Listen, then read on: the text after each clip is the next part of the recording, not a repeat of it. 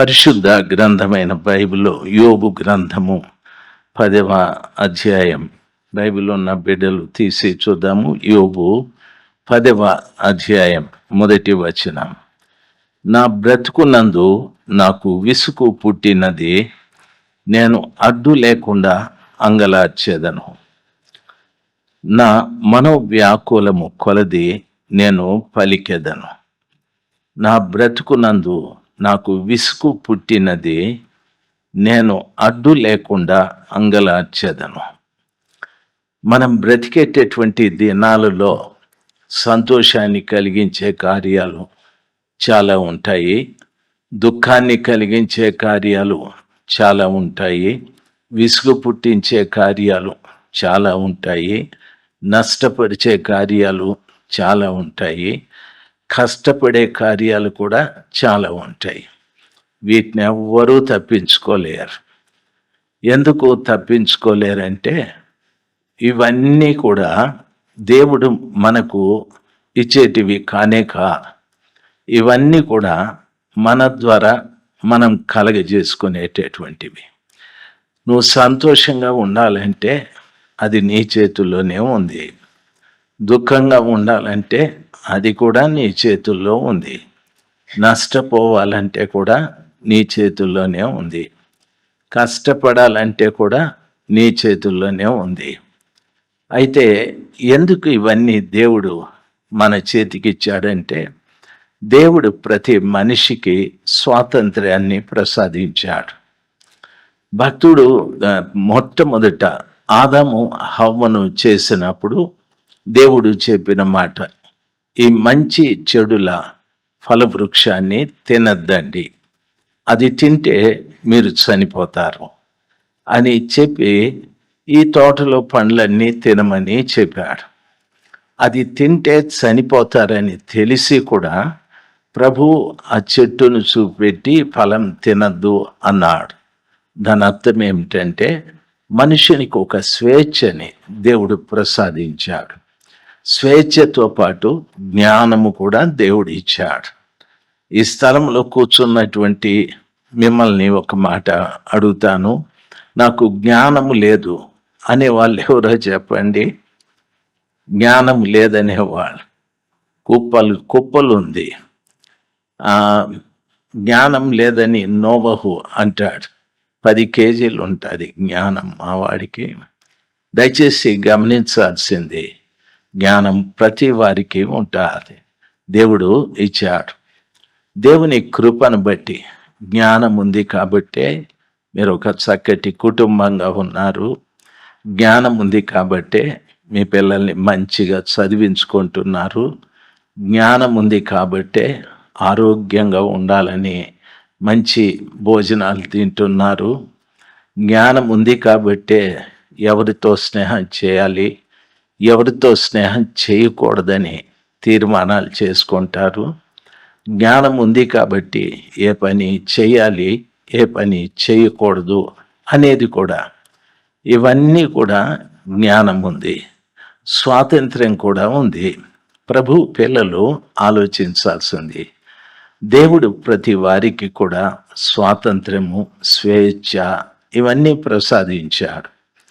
అయితే దేవుడిచ్చిన స్వాతంత్ర్యాన్ని, స్వేచ్ఛని మనం దుర్వినియోగం చేసుకోకూడదు.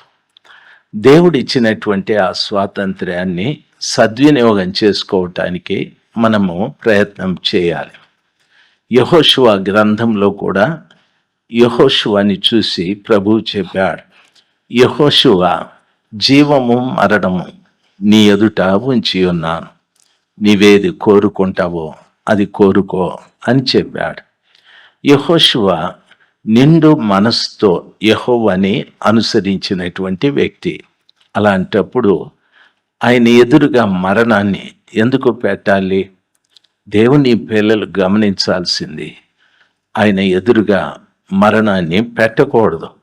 అయితే స్వేచ్ఛ, మనము నిండు మనసుతో దేవుని అనుసరించిన, దేవుని అందలి భయభక్తులు కలిగి మనము జీవించిన, దేవుని వాక్యం సెలవిచ్చిన రీతిగా ప్రతి వారు ఆలోచించవలసిన సమాచారం ఏమిటి అంటే, దేవుడు నాకు స్వేచ్ఛనిచ్చాడు. దేవుడు నాకు జ్ఞానం ఇచ్చాడు.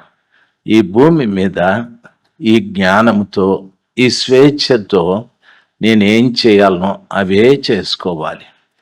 నేను ఏం తినాలనో అదే తినాలి. ఎవరితో స్నేహం చేయాలనో వారితోనే స్నేహం చేయాలి.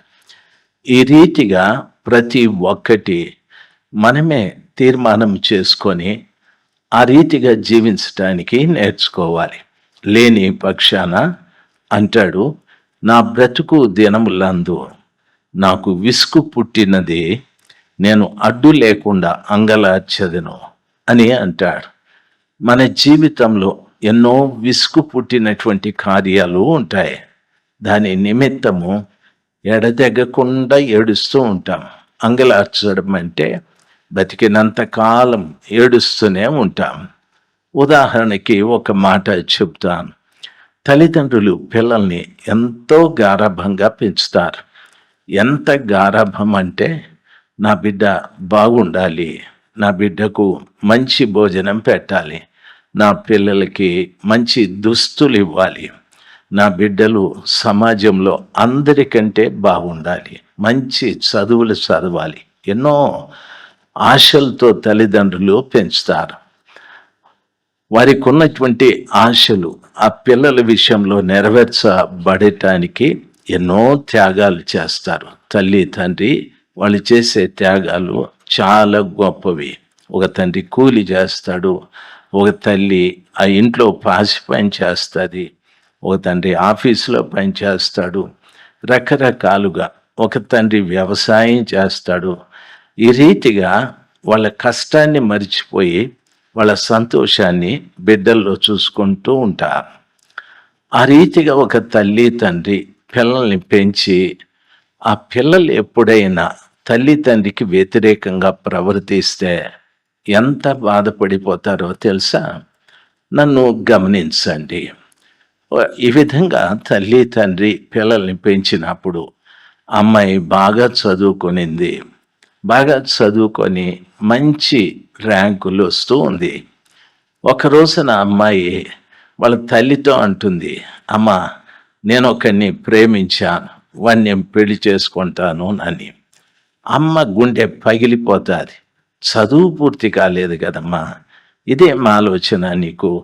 నాయనకు తెలిస్తే చాలా బాధపడతాడమ్మా, ఆ ఆలోచన వదిలిపెట్టు అని అంటే, బిడ్డ అంటుంది, నువ్వే ఏదో ఒకలాగా నాయనకు చెప్పాలా నేను వాడిని ప్రేమించానని. సరే, అమ్మ ఆరాధిస్తుంది బిడ్డ ఎవరిని ప్రేమించింది అని. వాడు ఆటో తోలే వ్యక్తి. వెంటనే ఆ తల్లి అంటుంది, అమ్మ తప్పు నిర్ణయం తీసుకున్నావమ్మా, దయచేసి అట్లా చేయొద్దు అని చెప్తారు. ఎన్నో బుజ్జగించే మాటలు చెప్తారు.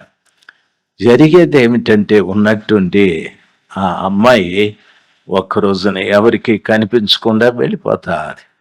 తల్లి భయంకరంగా ఏడుస్తుంది. తండ్రి బాగా బాధపడిపోతాడు. సమాజంలో మేము ఎలాగా తల ఎత్తుకునేది? ఎంతో బాగా వీళ్ళని పోషించి పెంచామే, ఇలాగ ఎందుకు చేశాదని ఏడుస్తారు.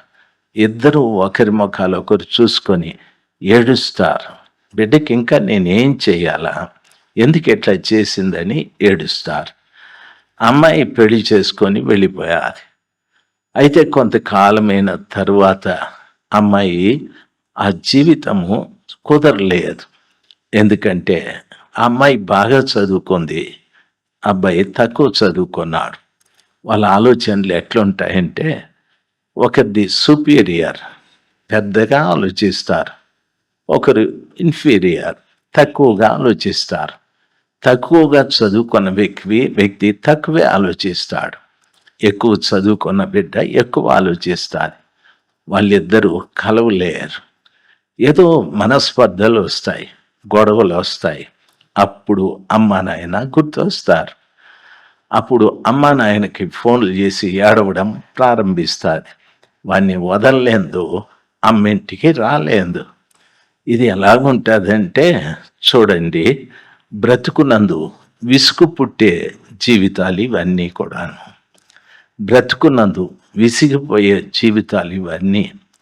ఆ అమ్మాయి అంటది, అమ్మా నేను చచ్చిపోతే బాగుండమ్మా అని. అమ్మ అంటది, నిన్ను కన్నందుకు నేను చచ్చిపోతే బాగుండే అనని.